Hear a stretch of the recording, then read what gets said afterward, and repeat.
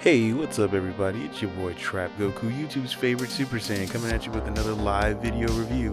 Today we're going to be talking about the MCU's newest family and kind of newest team to join the Marvel Cinematic Universe, and that's the Eternals, as they had just had their first official big screen outing. And yeah, man, we're here to talk about it and review it. I just saw it myself this weekend, and it's now time to dig deep. And now that I've let my thoughts marinate, let's talk about this movie.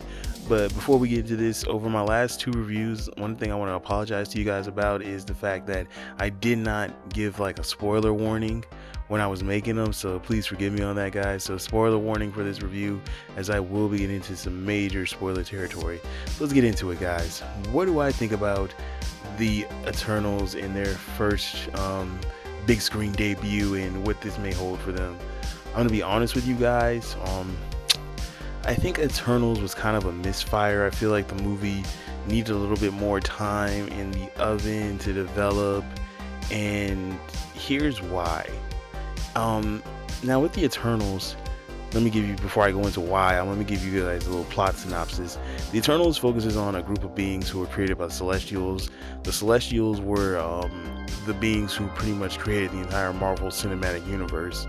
The Eternals were created to kind of keep order and balance among the planets, as well as ensure the growth and development of other Celestials and new planets that they would develop on, as well as fight off deviants. And the Celestials created the Eternals and gave them superpowers. Each one of them is powerful and inclined. Some have super speed, some have mind control.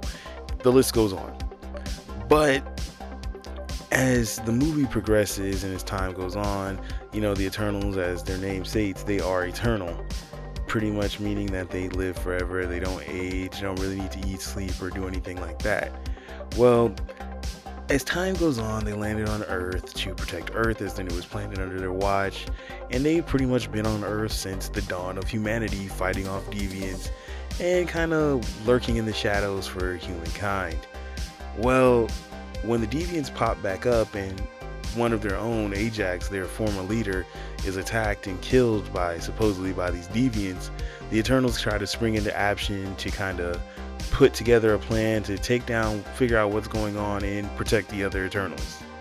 That's pretty much what's going on in this movie. Now, the reason why I think the movie needed more time or wasn't as good as it could have been, it's not like, oh my gosh, we need to go see this movie. It's not really a bad movie, but it's not necessarily a good movie. It's kind of like one of those, you see it, you watch it, kind of one and done type, is what it is.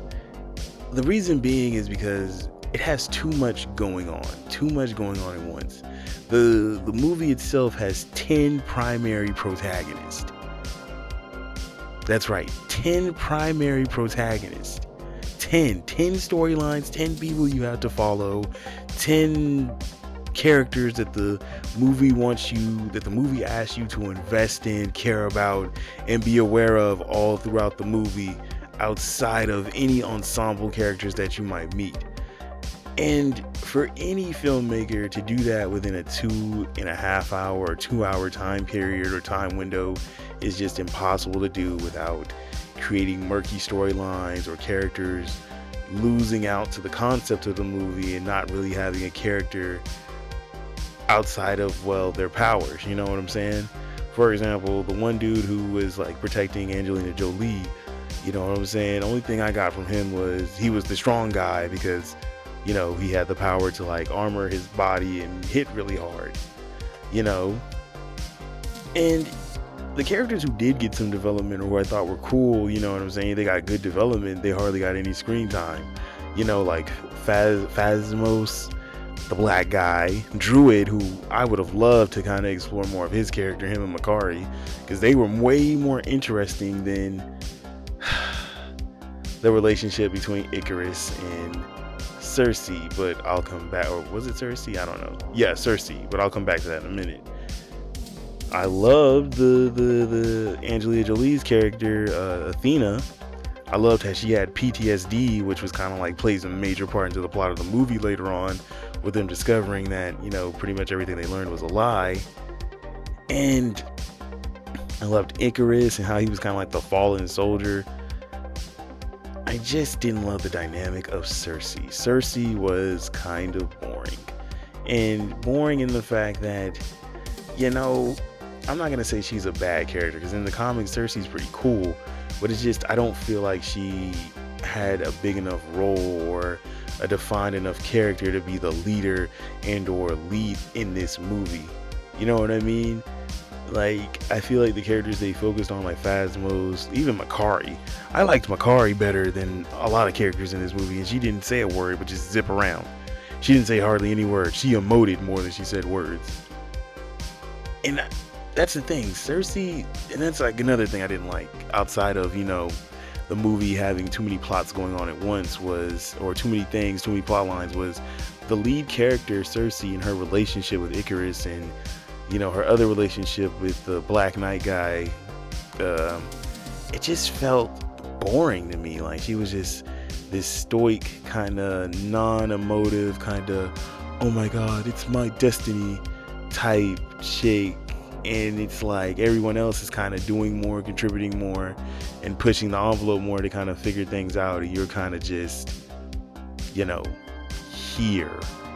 And I feel like that's really the thing. Like, everyone was more interesting than the main players who I was supposed to be like, okay, I'm rooting for you. You're kind of like the Marty McFly of the movie. And I found myself rooting for everyone else. You know what I mean?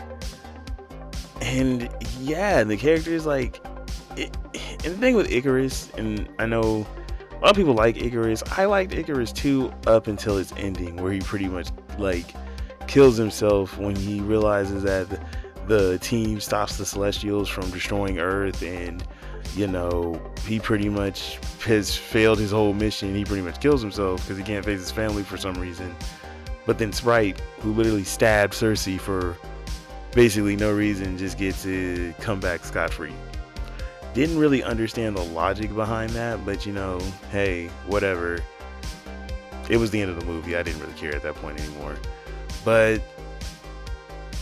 yeah, man, I just feel like all the interesting characters in this movie took a major backseat for characters who weren't that interesting.